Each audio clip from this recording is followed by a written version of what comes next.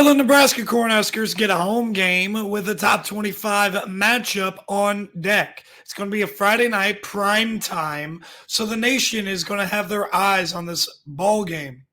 And this is going to be a big statement for Matt Rule's team. But on the other side, you do have Brett Bielema's team in Illinois, who was just here a couple years ago. One of those doubted teams that ended up making a lot of the people who don't take recognition for Illinois football, making them second guess what they know about the landscape of the sport and the landscape of the Big Ten. You have this game here where you got a freshman quarterback starting here in this old Big Ten West ball game, and it is Dylan Raiola. Dylan Raiola, the star, the copy of Patrick Mahomes. Excuse me as I do that. Raiola, though, he does make his freshman mistakes, and you can see it when he's under pressure. There's a significant drop-off when he is under pressure. He completes about 50% of his passes under pressure. However, the teams they have played so far, you're talking about UTEP and Colorado, they don't get pressure on the quarterback. So he wasn't pressured very often in those games, but when he was, it seemed like the opposing teams were, rattling him a little bit and recognizing that he's a freshman quarterback and being able to really make those freshmen, especially in the second half of the Colorado game, those freshman cliches show out for Dylan Raiola.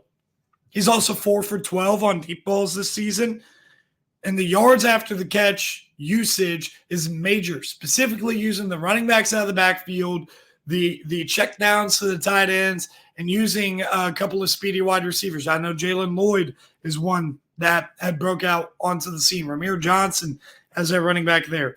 But he has completed 21 of his passes behind the line of scrimmage. That is 3 per game, and 20 of which were screens, by the way. So it's not like they were all check downs behind the line of scrimmage. No, 20 of the 21 passes completed but behind the line of scrimmage were screens. On the other side of the ball, they're going to be going up against an Illinois team that has a stud back there in Miles Scott playing safety, but they have some questions at corner. It is very clear that they don't have Devon Witherspoon over there. But will Illinois be able to shut down this passing attack, or at the very least limit it from guys like Isaiah Nayer and Jamal Banks and the rest of that wide receiver core? I think the thing I like about this offense the most, though, over at Nebraska is the way they use their running backs, right? You got your balance guy and Dante Dowdle. You also have, Emmett Johnson, who's a little bit more of a power back, but has that ability to have quick burst. And then you have that scat back, the guy to catch the ball out of the backfield and be used on the perimeter, and Ramir Johnson. And the way that they use these three is going to be very fun to watch for. And if you haven't seen Nebraska play this year, that is going to be something to keep an eye on for sure. The Illinois rush defense, it's not bad, but they definitely need to step up and play a little bit more consistently than they did in the first 3 weeks. They pretty much shut down Kansas's run game at times in that ball game.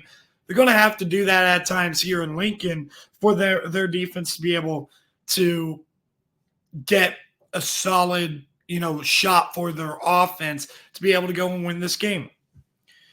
Now, on the other side of the ball, when Illinois has the football, you're going to look at one dynamic matchup.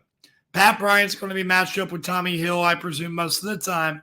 So that means that Zachary Franklin, the transfer from Ole Miss, he was previously at UTSA, he's going to have to step up in a big way, and he has the talent to do so. He showed that production at UTSA, did show flashes, but he was a backup over at Ole Miss a year ago.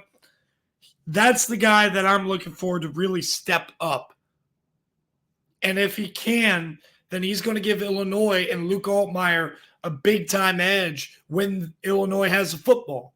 This Illinois offense is a whole lot better than what they were a couple years ago with Brandon Peters. I don't think they can run the ball nearly as well as Chase Brown and the like were able to do. Reggie Love is a backup there who's currently at Purdue.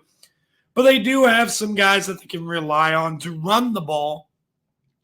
And they're going to need those guys like Fegan, for example. I'm watching out for him. These guys need to step up in this running back room for Illinois to have a good balance and open up that pass game for Zachary Franklin and Pat Bryant. I think the biggest thing that you're going to see, though, is whichever one of those two receivers are matched up with Malcolm Hartzog. So far early on this year, he has shown to be a little bit of the liability in that Nebraska secondary. And either Malcolm Hartzog ends up going back to his old form that he played at a year ago, or he's going to continue to struggle and Illinois is going to score. And I think both of these teams, all in all, they're going to score the football. You see that over-under at 42.5. I have a feeling the over is going to hit in this ball game. I think that we're talking about high 20s, low 30s, because I think Illinois' offense is better than what Vegas gives it credit for, and it's better than what the public gives it credit for. And I also feel like 7.5 is a rather appropriate spread because I could see a world where Illinois keeps it close. Hell, I could see a world where Illinois wins the game.